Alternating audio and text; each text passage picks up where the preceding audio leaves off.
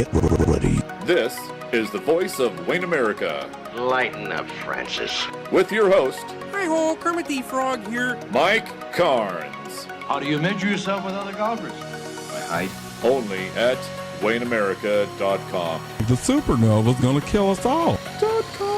Okay, this guy is the real zero, that's true. Let's just think back when you guys were freshmen, huh? .com.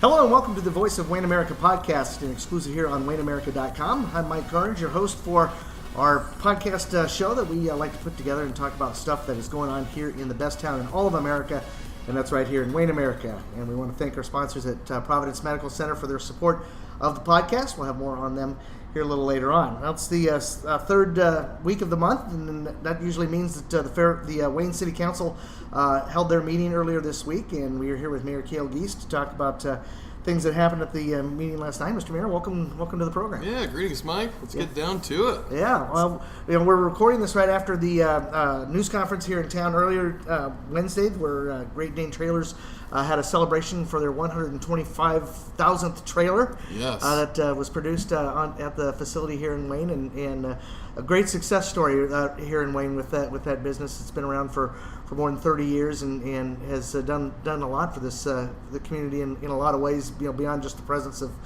the facility and the number of jobs that they created, but it's done a lot for the city over the years. Yeah, it's cool, especially a city that has, it's a relatively new company. It's not like it has this long history. So a lot of the people who were fundamental in starting the company still work and live here in Wayne. So It's cool to see those people be recognized, and I mean, the sheer number of trailers that those people are pumping out is impressive. Yeah, I think during the ceremony they said something about if you stood every trailer end to end that has come out of the Wayne facility, it would reach from here to Pennsylvania. Yeah, that's insane. That's a lot of trailers. It just makes you think about how many trailers are on the road. That's only one company. Yeah. Wow. Yeah, it's something else.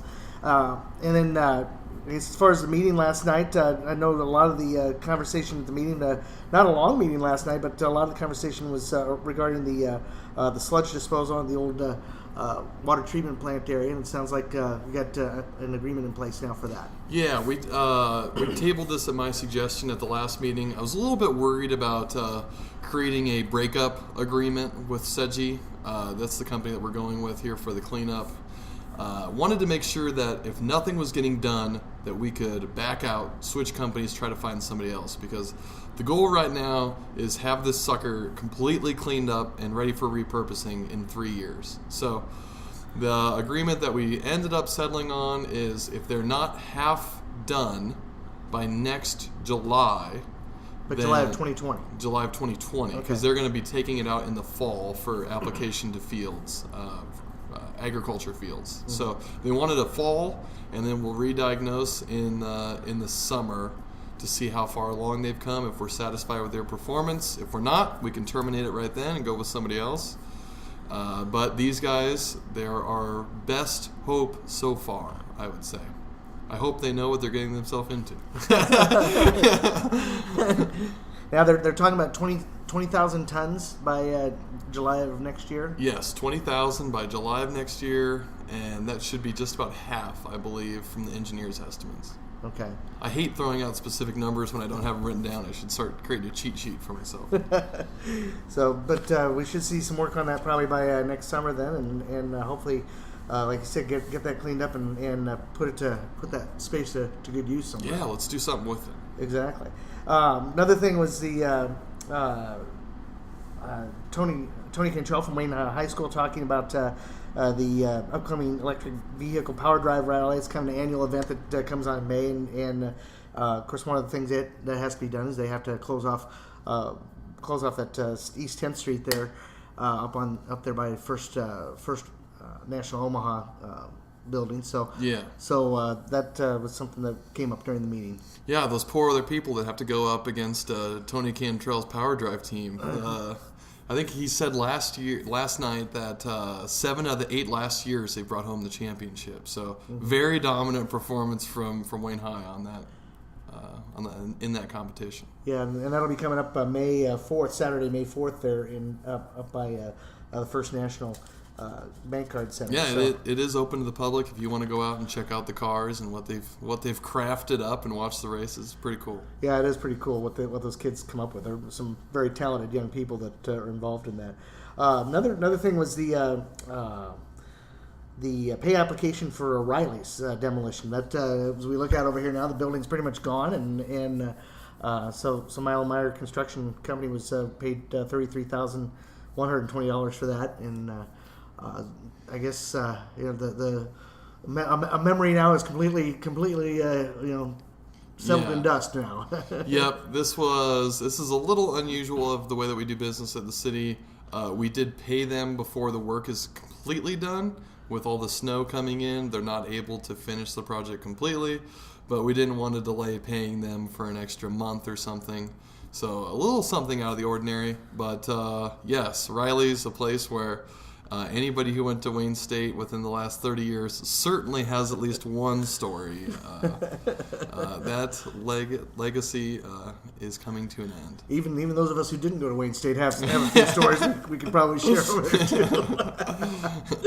So, talking with Mayor Cale Giese here on the Voice of Wayne America podcast, talking about Tuesday night's City Council meeting. I want to take a moment to talk about Providence Medical Center in Wayne. They have announced the addition of a new surgical procedure they are now doing at the hospital called shoulder arthroscopy. The surgical procedure is for those who have rotator cuff injuries, where the surgeon inserts a tiny camera and the necessary instruments through small incisions in the shoulder rather than doing an open procedure with a large incision. Dr. Joseph Caro specializes in orthopedic surgery for Providence Medical Center. He is the team physician for Wayne State Athletics and also offers his expertise at multiple high schools in the area. For more information, check out Providence Medical Center's website at providencemedical.com. That's Providence Medical Center, extraordinary care rooted in compassion. Voice of Wayne America podcast this time around, and with Mayor Cale Giese as we talk about the February 19th Wayne City Council meeting.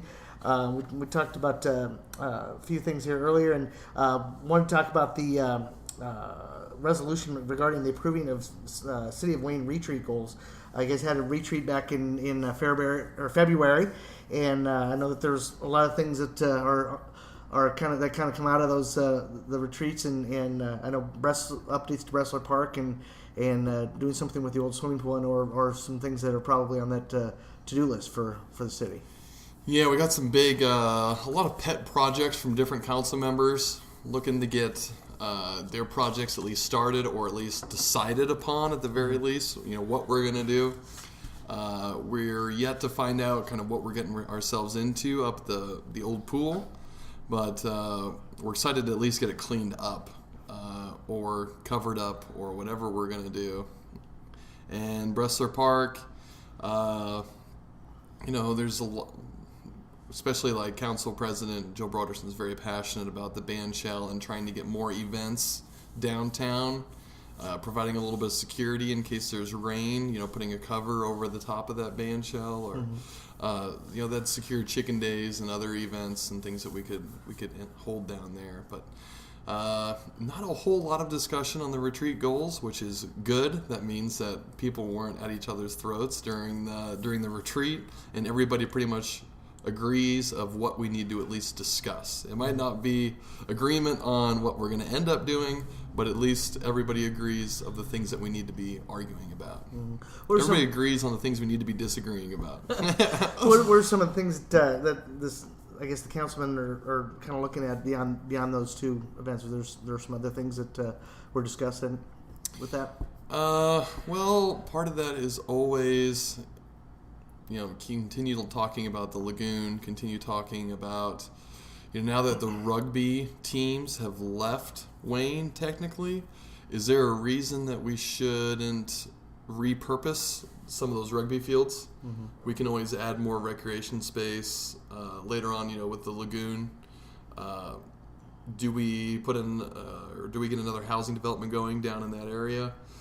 So there are more development talks in the next year than what we've ever had before. Typically it was kind of the developers bought the ground, and so now it's kind of like, do we as a city repurpose some of that and get it headed towards different uses. Residential.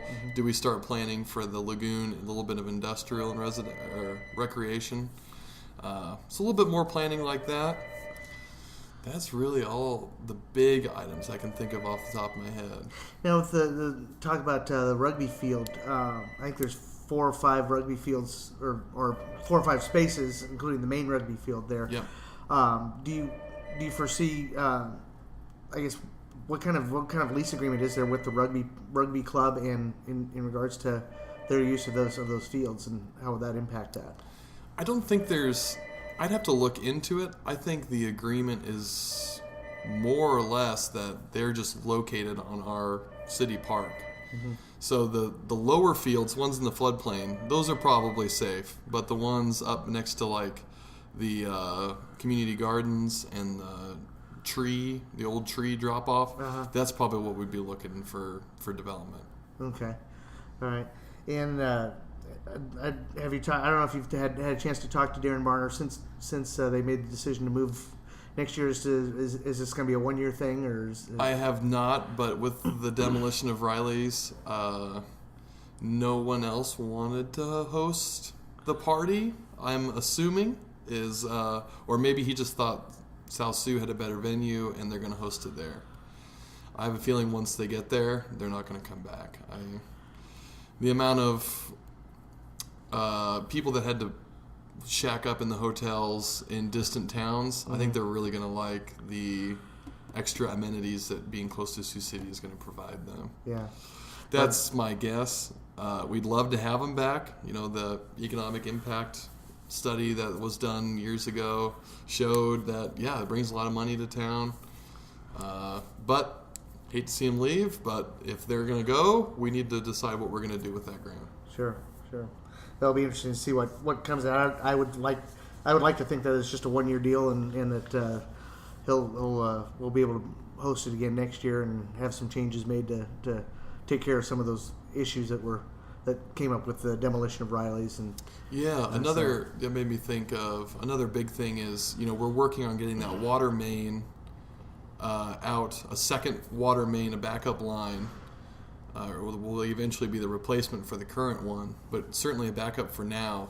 That'll be going in this summer, and part of that is which engineering firm do you go with, and looking more long term at our engineering process that we're currently going through. Like Norfolk, for example, they're big enough and busy enough that they keep a engineer on staff all the time, and he kind of coordinates with other engineering firms to do projects.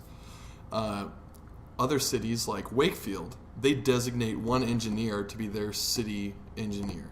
So they get a project in, it just goes immediately over to, they use Olson and Associates, it just goes immediately over to Olson. And the problem with using different ones like us is, one, theoretically you make everybody bid against each other, which you should get a better price. That's the thought of why we do this. But the problem with it also is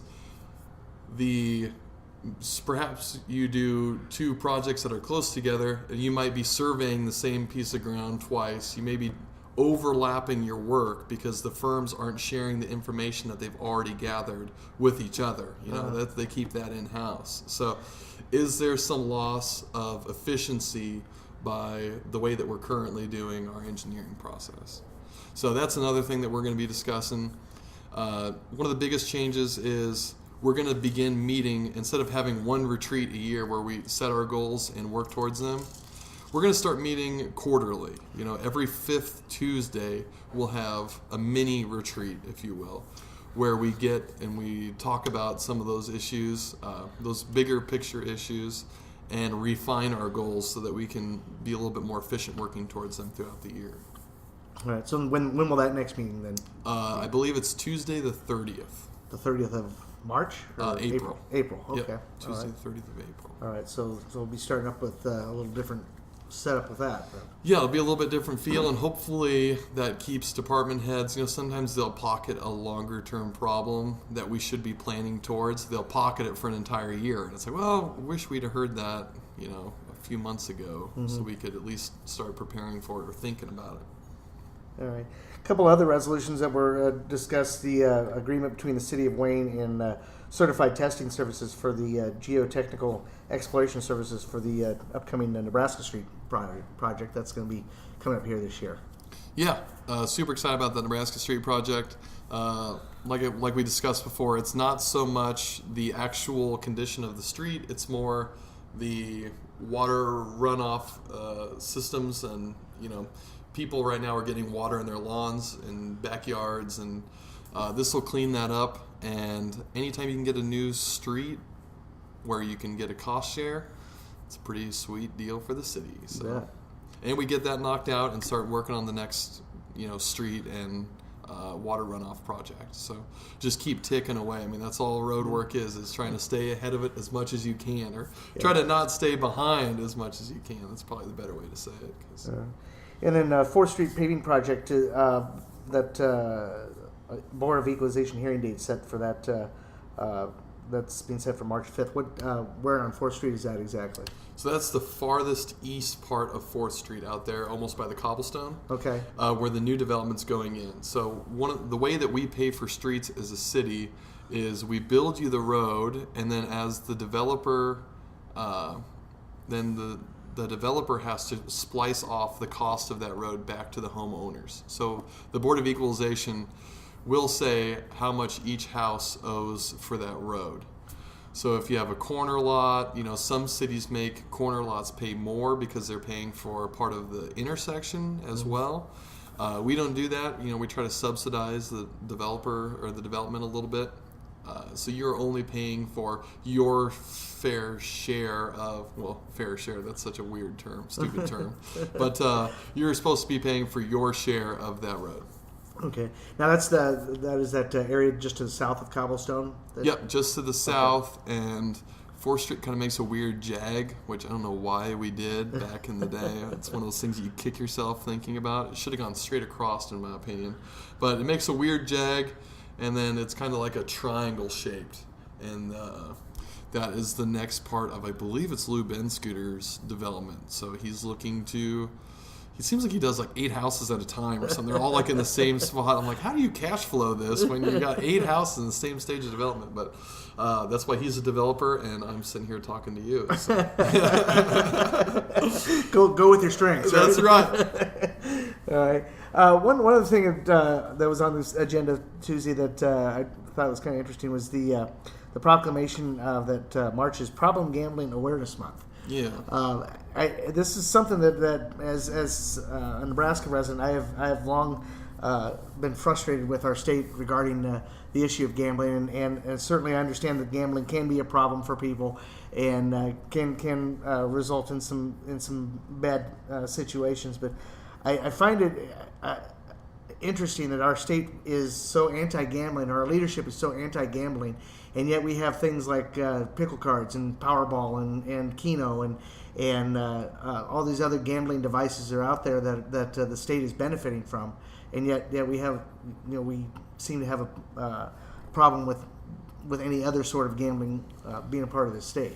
Yeah, it's weird. And to be honest, the proclamations are picked by someone else. I get to read them. But I understand, gambling can be a disease.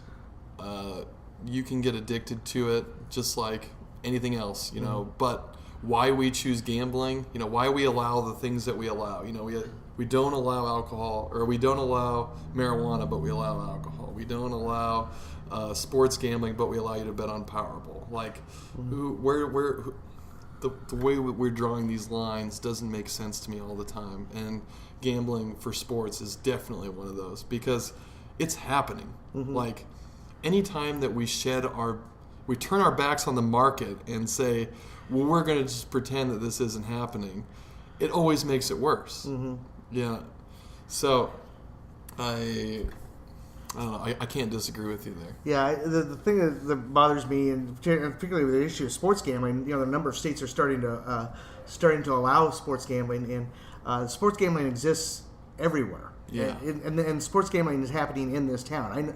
I know for a fact that there are places here where if I really wanted to go put $20 down on the Huskers Saturday, for their next basketball game, I could do that. Absolutely. It's illegal, and if I got caught, or if the person I'm placing the bet with gets caught, one or both of us can certainly get into trouble with it. Well, I mean, I'm not much of a card player, but how many poker games are going on a weekly basis? Yeah, don't get me started on poker. That's my favorite game. The cops are going to bust in the door and arrest everybody for illegal gambling. I mean, every time we act like we're turning a blind eye to this thing, and while everybody's driving across the bridge in Omaha and gambling, this...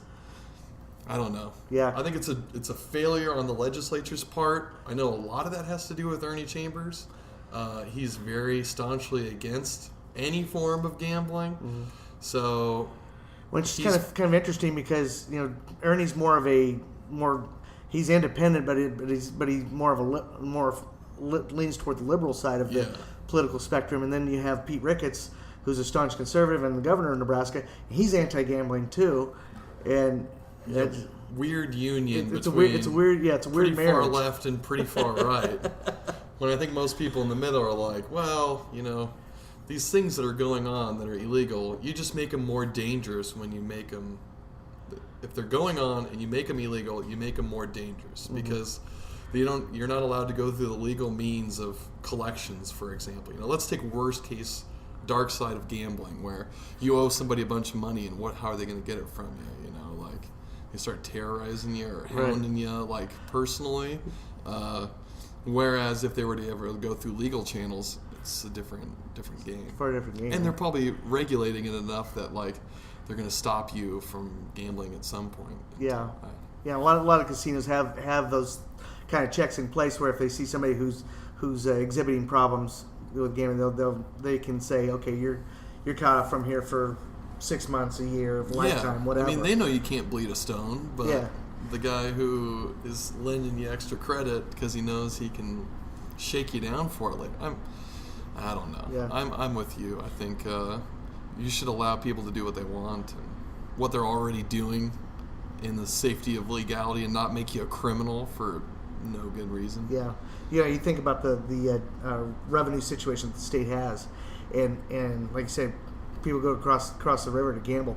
Go to the Hard Rock Casino in Sioux City, or go to Winnevegas, or go to the casinos down at Council Bluffs, and count how many Nebraska cars are parked in those parking lots at those casinos. Absolutely, it's insane the amount of money that is leaving the state. I remember reading a study a few years ago that in Iowa alone, Nebraska gamblers spent $300 million in Iowa casinos alone.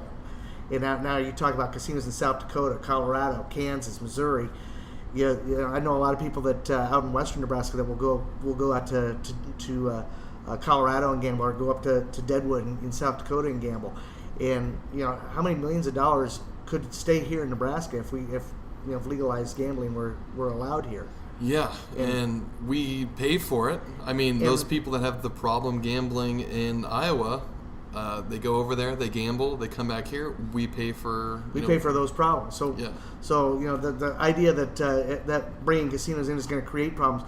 Well, guess what? The problems are already here. Yes. It's just that we're not getting the benefit of what is causing those problems. Exactly. So it's maddening sometimes, but if it makes you feel warm and fuzzy inside, saying that we're not going to allow that type of behavior here, and you're able to turn a blind eye to it and make you feel a little bit better while you stick your head in the sand, I guess I don't think you should be involved in politics then.